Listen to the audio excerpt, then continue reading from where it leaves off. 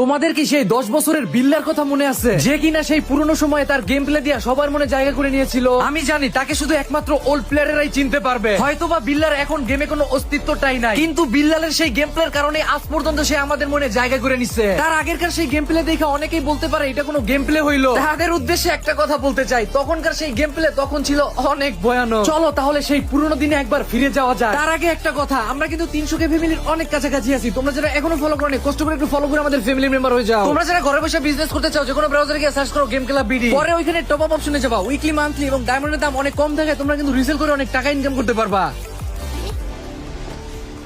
বিল্লার movement কিন্তু জোস movement করে, ট্রাস্ট মি, বলার জন্য তাই বলতেছি না, আসলেও জোস মুভমেন্ট করে বিল্লা। আচ্ছা oh my God, holy crap, seriously holy crap. Billa তুই এই ম্যাচ জিতে গেলে তোর জন্য বিডি 71।